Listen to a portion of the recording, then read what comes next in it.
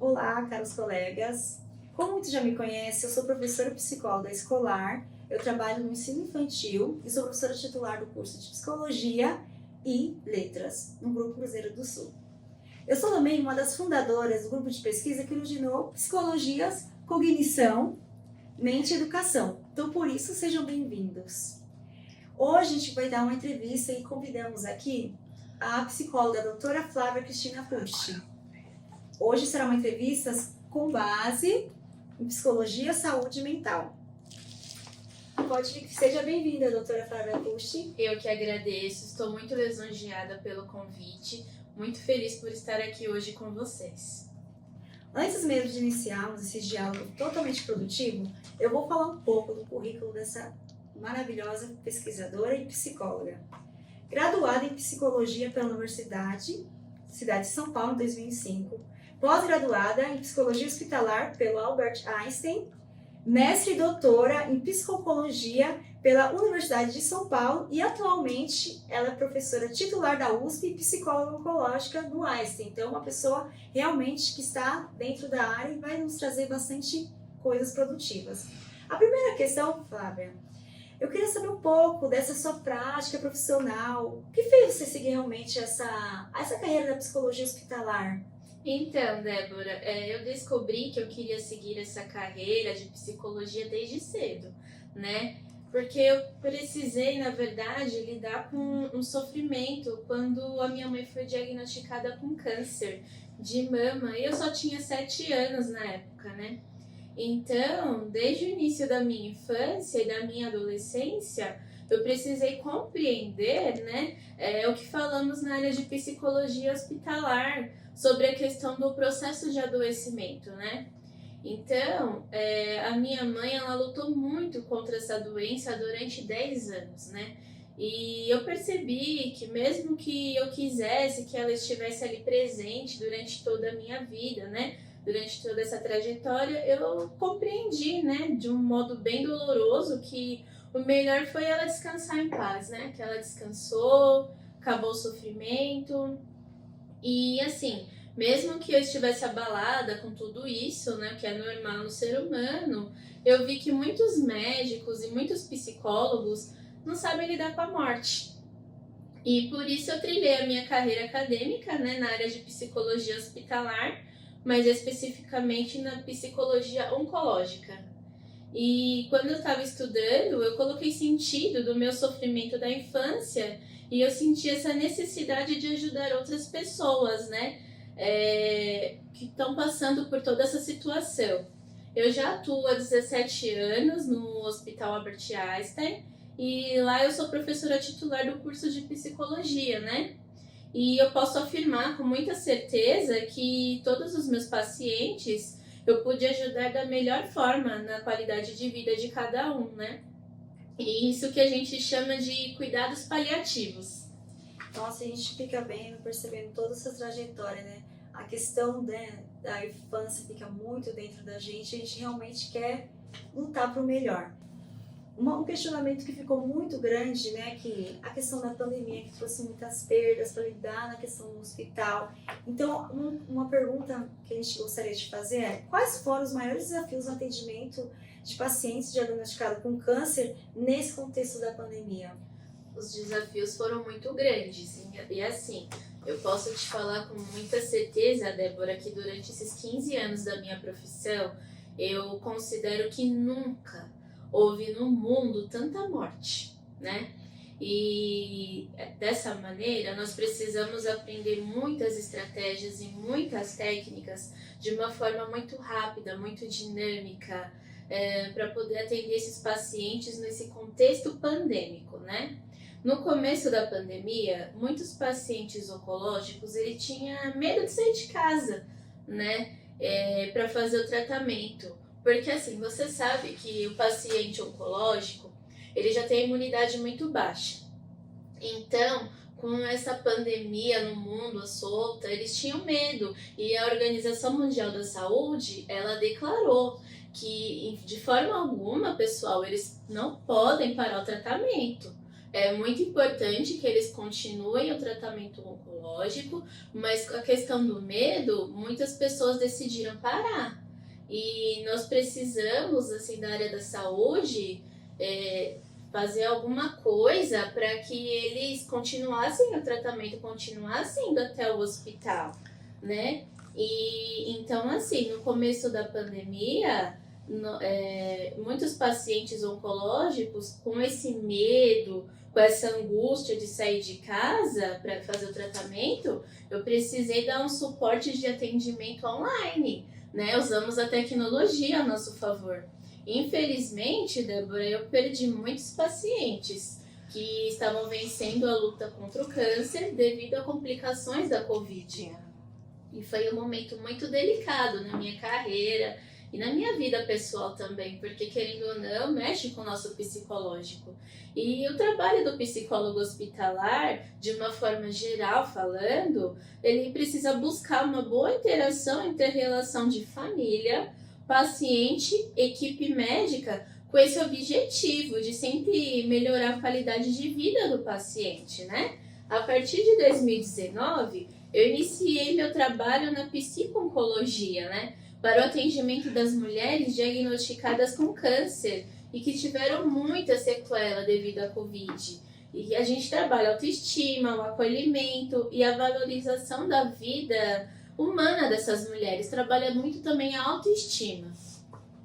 Então, a gente consegue realmente entender que o contexto pandêmico, ele não só foi um abalo na questão do ambiente hospitalar, mas em relação ao mundo todo, né? A gente teve que reestruturar, porque muitos psicólogos, muitos médicos falam que realmente essa doença veio de surpresa, a gente precisou reestruturar a nossa rotina, né? E percebendo o seu relato, a gente fica, assim, questionando sobre algumas questões, quais são as suas estratégias, né? Técnicas utilizadas por você para atendimento desses pacientes oncológicos. Eu sei que a gente não tem uma regra, né? Não tem uma receita que podemos dizer para trabalhar com um paciente determinado, mas assim, que tipo de abordagem você faz na sua prática diária, levando em consideração toda a sua carreira? Realmente, Débora, não tem uma receita de bolo, mas o que eu posso dizer que é primordial para vocês que estão em casa nos assistindo, primeiramente, gente, o acolhimento. O acolhimento porque, assim, ninguém vai para o hospital porque quer. Você procura o hospital porque você está com algum agravo na sua saúde. Então, o ambiente hospitalar, ele tem que ser o mais acolhedor possível para você se sentir bem, para você ter a sua autoestima bacana, porque o nosso guia é o nosso cérebro. E se você está com a sua saúde mental, com a sua psique abalada, infelizmente o corpo vai degradando, né? Então é assim, primeiro eu digo que o ponto-chave é o acolhimento. E depois nós precisamos entender esse processo de adoecimento do paciente em questão, tá? Considerando como que foi esse processo de adoecimento, como que está sendo esse processo de hospitalização e de internação também, né? A intervenção do psicólogo hospitalar, na verdade, ela é voltada no aspecto do adoecimento e da saúde mental desses pacientes. Então, assim, no meu caso, Débora, eu utilizo diversas estratégias e técnicas, né? Que elas vão depender de cada caso específico, né? Cada caso é um caso, né? Então, por exemplo, a minha atuação ela é mais destacada no acolhimento dessas mulheres diagnosticadas com câncer. Mas cada paciente tem sua subjetividade.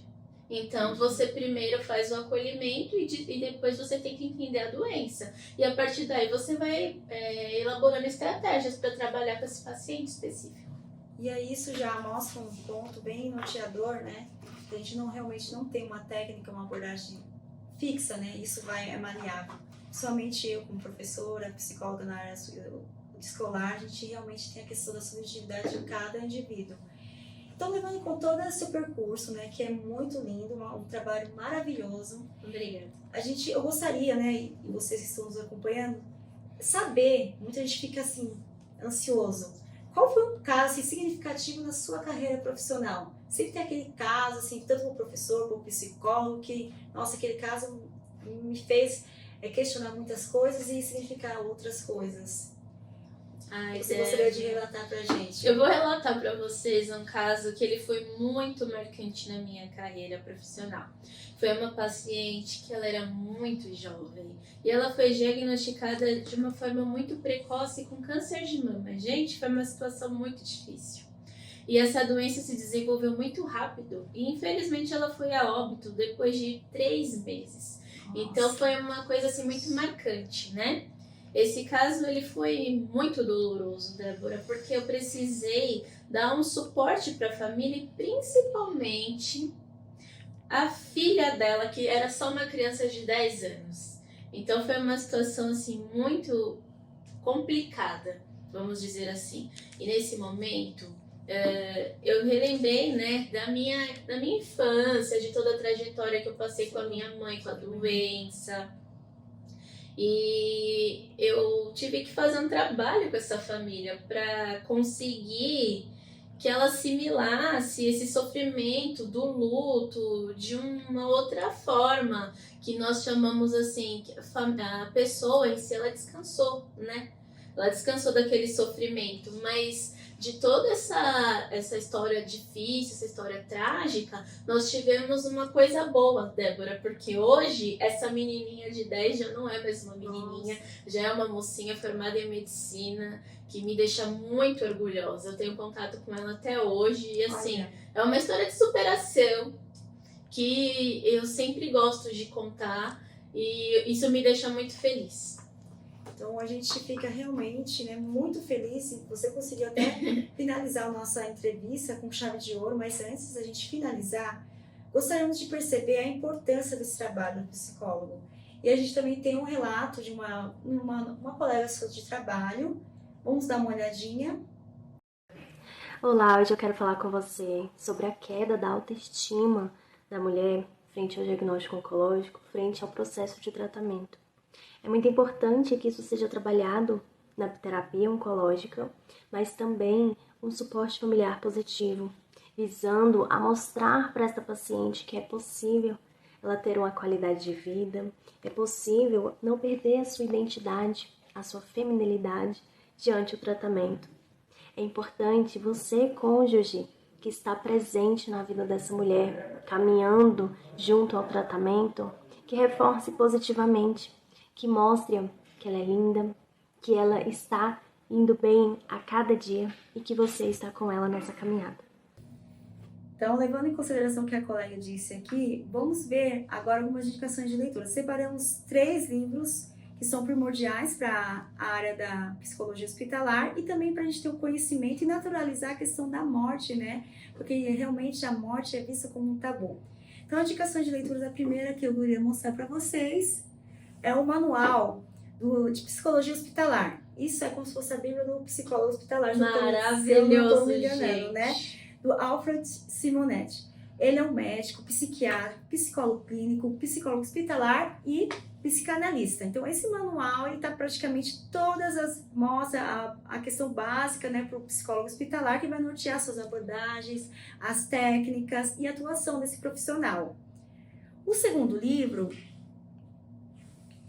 é Sobre a Morte e Morrer, da Elizabeth Kubler-Ross, né? Esse livro que eu estou até em mão, que é uma leitura muito interessante, né? Perfeito. Ela é uma médica, psiquiatra. Essa obra foi considerada um dos estudos psicológicos do século XX mais importante, porque assim, realmente ela inovou a questão sobre a concepção da morte e o processo de morrer. E ela retrata 5 estágios, né?